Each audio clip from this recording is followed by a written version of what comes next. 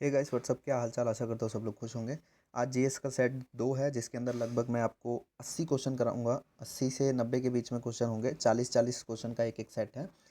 तो दो सेट को कंबाइन करके मैं एक सेट बना रहा हूँ ताकि कम से कम हम 80 क्वेश्चन 90 क्वेश्चन रोज का करें और एक महीने में हमारे 2500 के क्वेश्चन लगभग क्वेश्चन हमारे दिमाग में आए हैं। ठीक है, तो पहला क्वेश्चन है, राष्ट्रीय राजमार्ग की व्यवस्था की जिम्मेदारी किसकी होती है? ऑप्शन ए केंद्र सरकार, ऑप्शन बी राज्य सरकार, ऑप्शन सी ए और बी दोनों, ऑप्शन डी इनमें से कोई नहीं।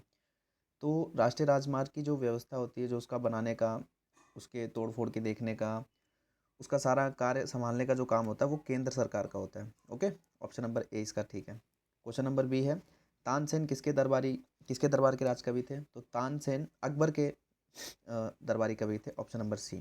ठीक है। विषाणु में कौन सा प्रोटीन होता है? Question number 3। A chromoprotein, B amino protein, C lycoprotein, D glycoprotein. तो विषाणु में लाइकोप्रोटीन होता है जो कि ऑप्शन नंबर आपके सी में है। क्वेश्चन नंबर 4 है, ट्रिबल शब्द किस खेल से संबंधित है? ट्रिबल शब्द किस खेल से संबंधित है? Football, hockey, cricket, tennis. तो ट्रिबल शब्द जो है वो आपका फुटबॉल से संबंधित है। Option number A. Question number 5 है, खजुराहो के मंदिर का निर्माण किसने करवाया था? खजुराहो के मंदिर का निर्माण किसने करवाया था? तो ऑप्शन नंबर ए है, गुप्त शासकों ने, चोल शासकों ने, या चंदेल शासकों ने, या पाल शासकों ने। तो चंदेल शासकों ने इसका निर्माण करवाया था। खजुराहो मंदिर का निर्माण चंदेल शासकों ने करवाया था। Option number C. Question number 6, भारतीय औद्योगिक विकास बैंक यानी जिसका नाम होता है शॉर्ट में आईडीबीआई बैंक, उसकी स्थापना कब हुई थी? तो उसकी स्थापना हुई थी 1964 में, जो कि ऑप्शन नंबर डी में है आपका 64। आईडीबीआई। ठीक है, आईडीबीआई बैंक की स्थापना 1964 में हुई थी। Option number D. प्रथम ऐतिहासिक सम्राट किसे माना जाता है? तो प्रथम ऐतिहासिक सम्राट आपका माना जाता है चंद्रगुप्त मौर्य को। Option number B. कश्मीर का अकबर किसको कहा जाता है? तो कश्मीर का अकबर कहा जाता है आपको, ऑप्शन नंबर ए, जैनुल आबादीन को। अगला क्वेश्चन है, तुम मुझे खून दो मैं तुम्हें आज़ादी दूंगा, यह कथन किसका है? यह नारा किसने दिया था? बताइए। यह कथन दिया था आपके सुभाष चंद्र बोस ने, जो कि ऑप्शन नंबर डी में है। अगला क्वेश्चन, पंडित रविशंकर का संबंध किस वाद्य यंत्र से है? पंडित रविशंकर का संबंध किस वाद्य यंत्र से है? तो सितारे से है। अगला क्वेश्चन है कि अबुल फजल किस मुगल शासक के दरबार में रहते थे? तो अबुल फजल आपके अकबर के दरबार में रहते थे। ऑप्शन नंबर सी। पंजशीर घाटी किस देश में है? पंजशीर घाटी आपका अफगानिस्तान में है। क्वेश्चन नंबर 13, जीवों के अवशेषों की आयु का निर्धारण किस विधि द्वारा किया जाता है? कार्बन डेटिंग विधि, यूरेनियम डेटिंग विधि, रिंग फेयर विधि, या इनमें से कोई नहीं। तो ये भी क्वेश्चन बहुत ही प्रचलित है, बहुत सारे एग्जाम में आपको देखने को मिला है और आपने सुना भी होगा कि कार्बन डेटिंग एक विधि होती है जिसके यूज़ से हम पुराने अवशेषों, पुराने फॉसिल्स की एज का पता लगाते हैं। उसको कहते हैं हम कार्बन डेटिंग विधि, जिसमें कार्बन C14 का यूज़ होता है। ठीक है, तो ऑप्शन नंबर ए इसका राइट आंसर है। अगला question, question number 14। Question number 14 में है, लोथल बंदरगाह का संबंध किस सभ्यता से है? मैंने अभी हिस्ट्री पढ़ाई थी। हिस्ट्री में एक चैप्टर पढ़ाया था जिसमें मैंने बताया था लोथल, थैले में पानी भर के लाओ, यानी या कल मैंने एक जीएस का सेट भी कराया था, उसमें भी ये था। मैंने एक तरीका बताया था लोथल। लोथल यानी कि थैले में पानी भर के लाओ, पानी यानी बंदरगाह। तो लोथल बंदरगाह का संबंध किस सभ्यता से है? ये किस सभ्यता से है? सिंधु घाटी सभ्यता से। और लोथल कहाँ पे है? आपका गुजरात में है। और ये एक गोदीवाड़ा भी कहलाता है, गोदीवाड़ा यानी बंदरगाह। क्वेश्चन नंबर 15, राष्ट्रीय होम्योपैथी संस्थान कहाँ पे है? राष्ट्रीय होम्योपैथी संस्थान आपका कोलकाता में है। ठीक है, होम्योपैथी कोलकाता। 3 सेकेंड नियम का संबंध किस खेल से है? 3 सेकेंड नियम का संबंध आपके बास्केटबॉल से है, जिसमें आप उछल के ऊपर बॉल डालते हैं बास्केट में, उसी खेल से संबंधित है 3 सेकेंड बास्केटबॉल। जीवन बीमा निगम यानी एलआईसी कब बना था?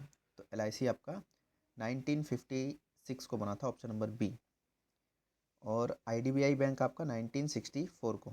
आईडीबीआई आपको रिमेंबर करा रहा हूँ, आईडीबीआई आपका 19 1964 को, और LIC उससे पहले ही बन गया था। LIC आपका बना था 1956, जो कि ऑप्शन नंबर बी में है।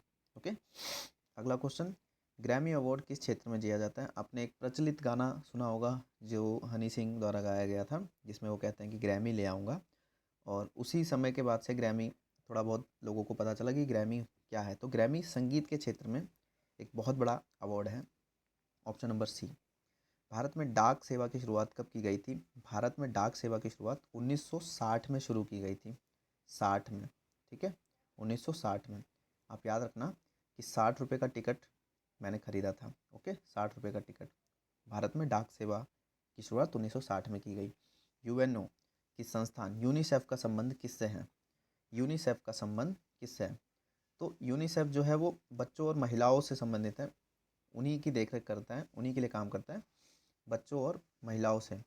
ठीक है, तो इसमें ए और डी दोनों दिया हुआ है, लेकिन अगर आप बेसिकली इस क्वेश्चन का आंसर मानोगे तो वो हो जाएगा बच्चों से। ठीक है, क्योंकि बच्चों से सबसे ज़्यादा बच्चों के लिए काम करता है यूनिसेफ। तो इसका राइट आंसर हो जाएगा option number A. Okay, question number 21 का है, डाउन सिंड्रोम से पीड़ित व्यक्ति में कितने गुणसूत्र होते हैं? डाउन सिंड्रोम से पीड़ित व्यक्ति में एक एक गुणसूत्र एक्स्ट्रा हो जाता है। डाउन सिंड्रोम में एक गुणसूत्र एक्स्ट्रा हो जाता है। वैसे तो 46 होते हैं, 23 दूनी 46, यानी कि 23 जोड़े होते हैं और टोटल 46 होते हैं, लेकिन यहाँ पे 47 हो जाते हैं डाउन सिंड्रोम में। डाउन होता है लेकिन ये बढ़ जाता है। ऑप्शन नंबर सी इसका राइट आंसर है।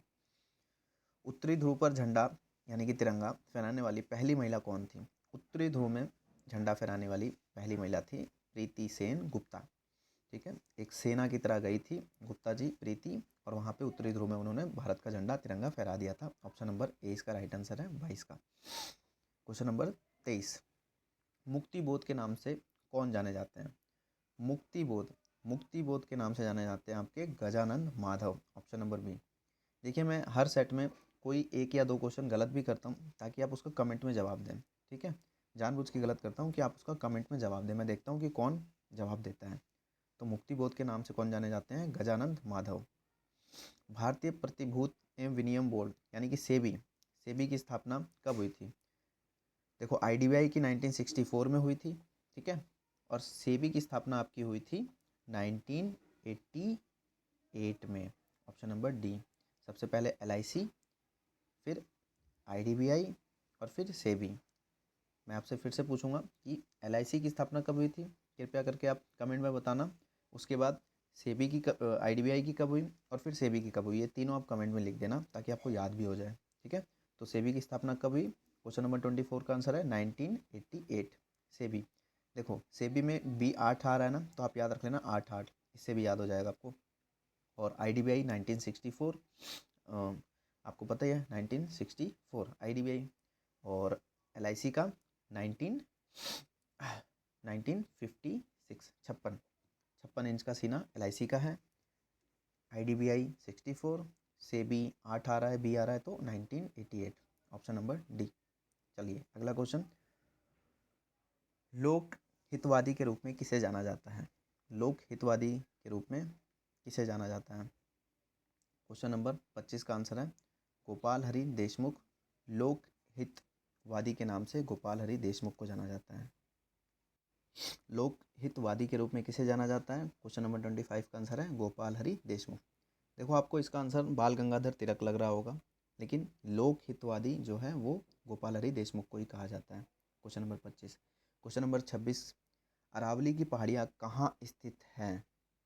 अरावली की पहाड़ियाँ राजस्थान में स्थित हैं। ठीक है, और क्वेश्चन नंबर 26 का ऑप्शन नंबर सी, अरावली की पहाड़ियाँ राजस्थान तक स्थित हैं। अब क्वेश्चन नंबर 27वां, डिडवाना झील कहाँ पर है? डिडवाना झील आपका राजस्थान में है, ये भी राजस्थान में है, और अरावली की पहाड़ियाँ भी आपकी राजस्थान में है। ऑप्शन नंबर डी इसका राइट आंसर है। अब क्वेश्चन नंबर 28 पे आ जाते हैं। प्रथम ओलंपिक पदक विजेता भारतीय खिलाड़ी कौन है? प्रथम ओलंपिक पदक विजेता भारतीय खिलाड़ी कौन है? तो प्रथम ओलंपिक पदक विजेता भारतीय खिलाड़ी KD जाधव हैं। KD जाधव। एक नॉटिकल मील समुद्री मील कितने किलोमीटर के बराबर होता है? एक नॉटिकल मील यानी कि एक समुद्री मील कितने के बराबर होता है? तो ये होता है आपका 1852, 1852 1 किलोमीटर यानी कि 1.852 किलोमीटर का होता है। ठीक है, एक नॉटिकल मील 1.852। अंतर्राष्ट्रीय न्यायालय की स्थापना किस वर्ष हुई थी? जो कि द हेग में है। अंतर्राष्ट्रीय न्यायालय का हेडक्वार्टर द हेग में है और इसकी स्थापना हुई थी 3 अप्रैल 46 में, 3 अप्रैल 1946 में। देखिए, न्यायालय जो न्याय करते हैं वो अपनी आंखों पे पट्टी बांधते हैं। ठीक है, आपको याद करने का टेक्निक बता रहा हूँ। वो अपनी आंखों पे पट्टी बांधते हैं, तो आंखों से आ हो जाएगा। ठीक है, अप्रैल। और आँख क्या होती हैं? 2 होती हैं और दोनों पे पट्टी बंधी होती है। और आपको पता होगा कि जब दोनों आँख पे पट्टी बंधी हो तो एक तीसरी आँख से निर्णय लिया जाता है। तो 3 अप्रैल 1946। ठीक है, 1946, 3 अप्रैल 1946। इससे थोड़ा बहुत आपको आइडिया हो जाएगा। राष्ट्रीय कृषि तथा ग्रामीण विकास बैंक की स्थापना कब हुई? राष्ट्रीय कृषि तथा ग्रामीण बैंक की स्थापना आपकी हुई 1982 को। ऑप्शन नंबर डी, राष्ट्रीय कृषि तथा ग्रामीण बैंक की स्थापना 1982 को हुई। सिगरेट लाइटर से कौन सी गैस निकलती है? सिगरेट लाइटर से आपकी ब्यूटेन गैस निकलती है। ठीक है, मीथेन आपका CH4 होता है, जिसका मतलब जो कि नाली या चावल के खेतों में मिलता है, मीथेन गैस CH4। ओके, और आपकी सिगरेट लाइटर जो होती है उसमें ब्यूटेन गैस होती है। Option number B. अफ्रीका और यूरोप को कौन सा जल डमरू मध्य अलग करता है? अफ्रीका और यूरोप को जिब्राल्टर जल डमरू मध्य अलग करता है। अफ्रीका और यूरोप को जिब्राल्टर जल डमरू मध्य अलग करता है। Option number A. Question number 34 है, भारतीय स्टेट बैंक SBI की स्थापना कब हुई? तो 55 में हुई। बहुत ज़्यादा क्वेश्चन पूछता है। 55 याद रख लेना। SBI जो है वो 5-5 रुपये के नोट छापता है। ठीक है, तो 55 से आपको याद हो जाएगा। हुमायूं ने अपनी राजधानी कहाँ स्थापित की थी? हुमायूं ने अपनी राजधानी कहाँ पर स्थापित की थी? तो हुमायूं ने अपनी राजधानी दीन पनाह में स्थापित की थी। ऑप्शन नंबर बी, दीन पनाह। क्वेश्चन नंबर 36, क्षेत्रीय ग्रामीण बैंक RBI की स्थापना कब हुई? Rural bank of India. ठीक है, ये रिजर्व बैंक ऑफ इंडिया नहीं है, ये रूरल बैंक ऑफ इंडिया है। ठीक है, तो 36 का ऑप्शन नंबर डी सही होगा। 75 में हुआ था ये, 75 में हुआ था। ग्रामीण क्षेत्रीय ग्रामीण बैंक की स्थापना 1975 को हुआ था। Okay, option number D. अब अगला क्वेश्चन 37वां, हवा का वाष्प घनत्व कितना होता है?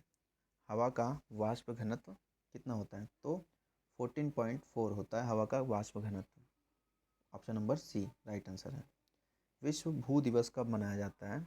तो विश्व भू दिवस आपका 22 अप्रैल को मनाया जाता है। 2-2 आप भू यानी कि ज़मीन, जैसे मान लो आपने ज़मीन किसी से ली है तो आप कहोगे ना 2-2 आप, 2-2 आप, एक ज़मीन मत दो, 2-2 आप, 2-2, एक दो और दूसरा मुझे दो और आप, 2-2 आप। भू दिवस यानी ज़मीन दिवस, विश्व भू दिवस। पूरे विश्व से आप मांगोगे 2-2 आप। ठीक है, तो ऑप्शन नंबर सी इसका राइट आंसर है। भारतीय रिजर्व बैंक, अब आया RBI की स्थापना कब हुई? तो 1930। SBI का हुआ था 1955 और RBI का हुआ था 1935। ओके, तो भारतीय रिजर्व बैंक की स्थापना कब हुई थी? Option number A 1935। Question number 40, सूर्य उदय का देश किसे कहा जाता है? तो जापान को कहा जाता है सूर्योदय का देश, जिसका कि ऑप्शन है बी। ठीक है, तो ये एक सेट के 40 क्वेश्चन हो गए। अब अगले सेट के देखते हैं। टोटल मिला के आपको 80 क्वेश्चन मैं करा दूंगा, ताकि ये क्वेश्चन आपको रात में रिवीजन करने हैं, आपके दिमाग में हो जाए। पहला क्वेश्चन, बंगाल का प्राचीन नाम क्या है? कामरूप, गौड़, प्रयाग, कलिंग। तो बंगाल का प्राचीन नाम है गौड़। ईस्ट इंडिया कंपनी की स्थापना के समय भारत में किस मुगल शासक का शासन था? Question number 2, east India company के स्थापना के समय भारत में किस मुगल शासक का शासन था? क्वेश्चन नंबर 2, तो अकबर का था, अकबर थे उस टाइम। Option number D. विश्व जल दिवस कब मनाया जाता है? विश्व जल दिवस 22 मार्च को मनाया जाता है। Option number B. भ्रूण को भोजन किस माध्यम से प्राप्त होता है? तो भ्रूण को भोजन आपका गर्भनाल, जिसको प्लेसेंटा बोलते हैं। ठीक है, ऑप्शन नंबर ए, गर्भनाल से प्राप्त होता है। हैदराबाद किस नदी के किनारे हैं? तो हैदराबाद आपका मूसी नदी के किनारे, ऑप्शन नंबर सी, मूसी। ठीक है, ये देखो मूस का मतलब होता है चूहा, तो आप याद रखना कि हैदराबाद में चूहे हैं। ठीक है, मूसी नदी के किनारे हैं। पुष्टि मार्ग के दर्शन की स्थापना किसने की थी? पुष्टि मार्ग के दर्शन की स्थापना वल्लभाचार्य ने की थी। पुष्टि मार्ग के दर्शन की स्थापना वल्लभाचार्य ने की थी। विटामिन ए का रासायनिक नाम क्या है? विटामिन ए का रासायनिक नाम है रेटिनॉल। ठीक है, विटामिन ए आँखों के लिए होता है। रतौंधी रोग विटामिन ए की कमी से होता है। मूंगफली का सर्वाधिक उत्पादक देश कौन सा है? मूंगफली का सर्वाधिक उत्पादक देश आपका भारत है। देखिए ये क्वेश्चन आप थोड़ा सा इसको चेक भी कर सकते हैं कि अभी के लिए क्या भारत ही है। ठीक है, आप इसको चेक करके कमेंट में बताएंगे। रेबीज नामक बीमारी किसके काटने से होती है? तो रेबीज नामक बीमारी जो होती है वो आपका कुत्ते के काटने से होती है। ठीक है, रैबिडो वायरस होता है वो लग जाता है और उससे हमें रेबीज होता है। और रेबीज की बीमारी से हमें हाइड्रोफोबिया होता है, हाइड्रोफोबिया, जिसमें पानी से हमें डर लगता है। बादशाह गाजी की उपाधि किस मुगल शासक ने धारण की थी? बादशाह गाजी की उपाधि औरंगजेब ने धारण की थी। क्वेश्चन नंबर 10 का ऑप्शन नंबर डी। भारत का राष्ट्रीय कैलेंडर किस पर आधारित है? भारत का राष्ट्रीय कैलेंडर आपका शक संवत पे आधारित है। Option number B. रक्त वाहिनियों में रक्त को ना जमने देने वाला पदार्थ कौन सा है? तो heparin, option number B, heparin है, हेपेरिन। ये आपका जमने नहीं देता। सोमपेंस कहाँ के आदिवासी हैं? सोमपेंस, सोमपेंस आपका निकोबार द्वीप समूह के आदिवासी हैं। ठीक है, सोमपेंस निकोबार द्वीप समूह के आदिवासी हैं। यूरोप के खेल का मैदान किसे कहा जाता है? यूरोप के खेल का मैदान स्विट्जरलैंड को कहा जाता है। स्विट्जरलैंड, यूरोप का खेल का मैदान स्विट्जरलैंड को कहा जाता है। भूमध्य सागरीय प्रदेशों में पेड़ों पर चढ़ी लताओं को क्या कहते हैं? तो भूमध्य सागरीय प्रदेशों में यानी कि एकदम विश्व के एकदम बीचों बीच, धरती के एकदम बीचों बीच जो प्रदेश हैं वहाँ पे पेड़ों पर चढ़ी लताओं को क्या कहते हैं हम? कैक्टस, अमरबेल, बाकी का ऑप्शन ऊपर है, लियाना या प्रेमलता। तो हम लियाना कहते हैं, ऑप्शन नंबर सी उसका राइट आंसर है। मानव शरीर की सबसे बड़ी ग्रंथि कौन सी है? मानव शरीर की सबसे बड़ी ग्रंथि यकृत है। सद्भावना दिवस कब मनाया जाता है? सद्भावना दिवस आपका 20 अगस्त को मनाया जाता है। Option number A. भारत का राष्ट्रीय वृक्ष क्या है? भारत का राष्ट्रीय वृक्ष वट यानी बरगद है। नाना साहेब के नाम से कौन प्रसिद्ध थे? नाना साहेब के नाम से बालाजी बाजीराव प्रसिद्ध थे। भारत के महान्यायवादी की नियुक्ति कौन करता है? भारत के महान्यायवादी की नियुक्ति राष्ट्रपति करता है। फ्रांसीसी क्रांति किस वर्ष हुई थी? फ्रांसीसी क्रांति 1789 को हुई थी। 1789, एक फिर 789, फ्रांसिस क्रांति 1789 यानी 1789 में हुई थी। क्वेश्चन नंबर 22, नदियों तालाबों आदि में पाए जाने वाले जलीय हरे पौधे को क्या कहते हैं? तो शैवाल कहते हैं। Option number A. भारत का नेपोलियन किसे कहा जाता है? बहुत ही फेमस क्वेश्चन है, समुद्रगुप्त को कहा जाता है। Option number C. वेदों में संपूर्ण सच्चाई निहित है किसका कथन है? वेदों में संपूर्ण सच्चाई निहित है, ये दयानंद सरस्वती का कथन है। वेदों में संपूर्ण सच्चाई निहित है, किसका कथन है? दयानंद सरस्वती। बाल्टिक समुद्र को उत्तरी समुद्र से मिलाने वाली नहर कौन सी है? बाल्टिक समुद्र को उत्तरी समुद्र से मिलाने वाली नहर कील नहर है। ठीक है, बाल्टिक और उत्तरी, देखो बाल्टी एक लोहे की होती है जिसमें कील लगी होती है, उससे याद रख लेना, कील नहर। बाल्टिक समुद्र, उत्तरी समुद्र से मिलाने वाली नहर कील नहर। निकट दृष्टि दोष को किस लेंस द्वारा ठीक किया जाता है? निकट दृष्टि दोष को अवतल लेंस से ठीक किया जाता है। देखो निकट दृष्टि दोष का मतलब है, याद कराता हूँ, कि आपको दूर का नहीं दिखता, और जब आपको दूर का नहीं दिखेगा तो आप किसी को बुलाओगे। और हमारे अवधि में उत्तर प्रदेश में, पूर्वी उत्तर प्रदेश में किसी को अगर बुलाना होता है तो उसको हम बोलते हैं आवा हो, आवा। तो आवा से अवतल, और हम किसी दूर वाले आदमी को बुलाएंगे तो हमें निकट दृष्टि दोष होगा, और निकट दृष्टि दोष होगा तो हमें अवतल लेंस की जरूरत पड़ेगी, यानी कि ऑप्शन नंबर है अवतल। क्वेश्चन नंबर 27, भारत का राष्ट्रीय नारा क्या है? भारत का राष्ट्रीय नारा है श्रमेव जयते। जनगण मण भी नहीं है, सत्यमेव जयते भी नहीं है, वंदे मातरम भी नहीं है, श्रमेव जयते।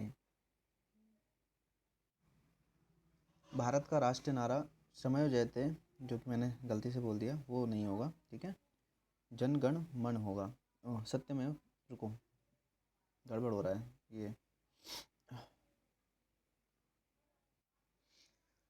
भारत का राष्ट्रीय नारा जो है ना वो सत्यमेव जयते है, ठीक है। श्रमेव जयते नहीं, सत्यमेव जयते हैं, जो 26 जनवरी 1950 को माना गया था, ठीक है, 26 जनवरी 1950 को। श्रमेव जयते नहीं है, सत्यमेव जयते है भारत का राष्ट्रीय नारा।